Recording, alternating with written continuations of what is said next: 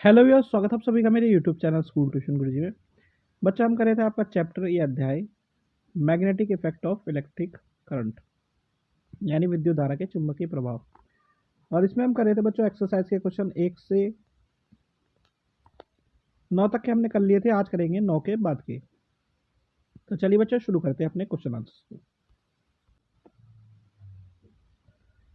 तो question number 10 है बच्चों कि imagine that you are sitting on a chamber with your back on the wall and electron beam moving horizontally from back wall towards front wall is deflected by a strong magnetic field to your right side. What is the direction of magnetic?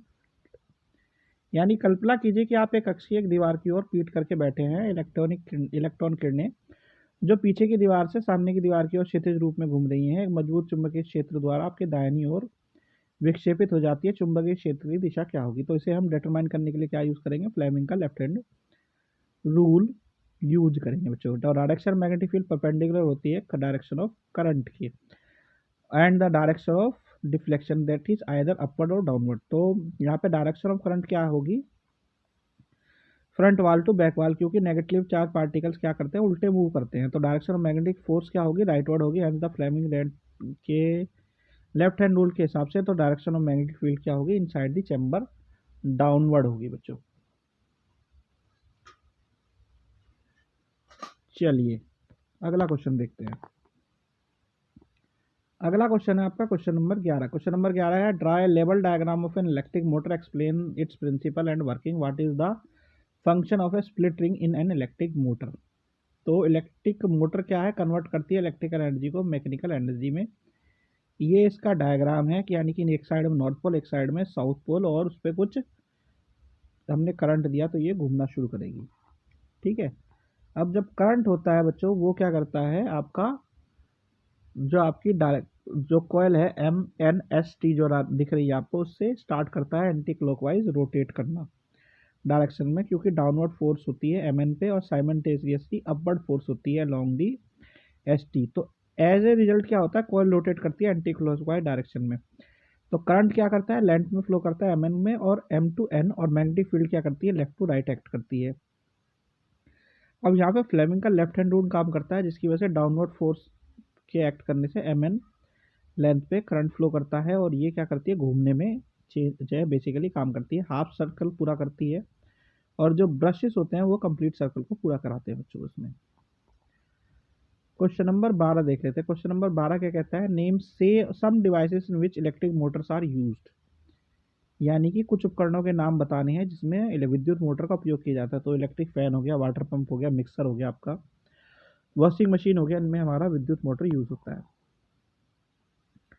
Question number 13 है। Question number 13 क्या कहता है बच्चों? एक coil of insulated copper wire is connected to galvanometer, what will happen if a bar magnet is pushed into the coil, withdrawn from the inside the coil, held in stationary inside the coil.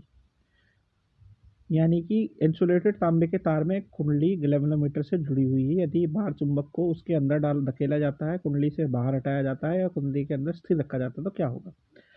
तो जब अंदर की side में coil को डाला जाएगा, बाहर magnet को डाला जाएगा कॉइल के, तो करंट क्या होगा? इंड्यूस होगा, और करंट हमें देखने को मिलेगा गैल्वेनोमीटर में। फिर अगर उसे बाहर निकाला जाएगा तो भी थोड़ा सा अपोजिट डायरेक्शन में करंट हमें डिफ्लेक्ट होता हुआ मिलेगा। अब अगर स्टेशनरी रख दिया जाए बाहर मैग्नेट को उसके अंदर, तो क्या होगा? उसमें कोई भी करंट हमें देखने को नहीं मिलेगा बच्चों। क्वेश्चन नंबर 14 देख लेते हैं। क्वेश्चन नंबर 14 क्या कहता है? Two circular coils A and B are placed close to each other, if the current in the coil A is changed, will some current be induced in the coil B? Give reason. यानी दो वृत्ताकार कुंडली और B में एक दूसरे के इकट्ठा रखा गया है। यदि कुंडली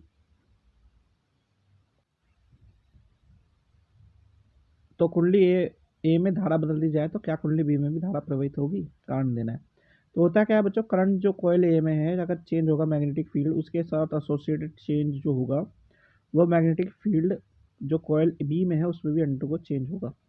ठीक है, क्योंकि वो कुछ करंट इंड्यूस कर रहा होगा वहाँ पे। क्वेश्चन नंबर 15 है आपका, state the rule to determine the direction of a magnetic field produced around a straight current conductor carrying current, force experienced by a current carrying straight conductor placing the magnetic field perpendicular to it, current induced in a coil due to rotation in the magnetic field. तो इसमें आपको क्या करना है, अगर कोई धारावाही चालक है जो सीधा चालक के रूप में काम कर रहा है, तो उसकी डायरेक्शन को, करंट को फाइंड आउट करने के लिए हम Maxwell right hand thumb rule use करते हैं। दूसरे के लिए यूज़ करते हैं हम फ्लेमिंग का लेफ्ट हैंड रूल, और तीसरे में राइट हैंड रूल को यूज़ करते हैं बच्चों। क्वेश्चन नंबर 16 देख लेते हैं। क्वेश्चन नंबर 16 क्या कहता है, explain the underlying principle and working of an electric generator by drawing a level diagram, what is the function of brushes. तो जनरेटर क्या है, बेसिकली एक डिवाइस है जो मैकेनिकल एनर्जी को इलेक्ट्रिकल एनर्जी में कन्वर्ट करता है, और इलेक्ट्रिसिटी जो जनरेट होती है रोटेट जो कॉइल होती है मैग्नेटिक फील्ड में उसके कारण होती है। ठीक है, सिंपल वे में एसी जनरेटर होता है वो जो काम करता है। अब इसमें एसी जनरेटर है यहाँ पे, और जो आपके सी और डी हैं स्लिप रिंग हैं, ठीक है, और ए भी इसमें ब्रशेस है। अब ये क्या करते हैं, ये मूव करते हैं due to current induced in the coil. अब बात आती है फंक्शन ऑफ ब्रशेस की। तो ब्रशेस क्या करते हैं, ये दबे रहते हैं, टू स्लिप रिंग को सेपरेटली जो प्रोसेस करते हैं, और outer ends of the brushes connected to galvanometer. तो ये क्या करते हैं, transferring current from coil to external circuit का काम करते हैं बच्चों। क्वेश्चन नंबर 17 देख लेते हैं। क्वेश्चन नंबर 17 क्या है, when does an electric short circuit occur, यानी विद्युत शॉर्ट सर्किट कब होता है। तो ये दो बेसिक चीज़ों में होता है, यानी कि पहली क्या है, एक सिंगल सॉकेट पे हाई वोल्टेज का हम अप्लायंस चला दे जो कि लाइट सॉकेट है, ऐसे कंडीशन में होगा। या दूसरा केस है आपका, जब लाइव वायर्स को इंसुलेंट टूट जाए और वो दोनों आपके जुड़ जाए बच्चों। क्वेश्चन नंबर 18 देख लेते हैं बच्चों। क्वेश्चन नंबर 18 है, what is the function of earth wire, why it is necessary for अर्थिक मेटेलिक अप्लायंसेस। यानी अर्थ वायर क्या है, धातु उपकरणों को अर्थ करना क्यों आवश्यक है। तो होता क्या है बच्चों, मेटेलिक बॉडी जो इलेक्ट्रिक अप्लायंसेस की होती है वो अर्थ होती है अर्थ वायर के द्वारा ही, और लीकेज ऑफ करंट अगर कोई होता है वो तो ग्राउंड को, उसे ग्राउंड करने को हम अर्थ वायर के तौर पे यूज़ करते हैं। अब ये क्या करता है, ये प्रिवेंट करता है यूज़र के इलेक्ट्रिक अप्लायंसेस को इलेक्ट्रिक शॉक देने से बचाने में। इसी का रीज़न है कि इंपॉर्टेंट होता है इलेक्ट्रिक जो मेटलिक अप्लायंसेस है उनको अर्थ करने का। ठीक है बच्चों, तो बच्चों ये वाला चैप्टर होता है आपका कंप्लीट। आशा करता हूँ आपको वीडियो अच्छी लगी होगी। Thank you.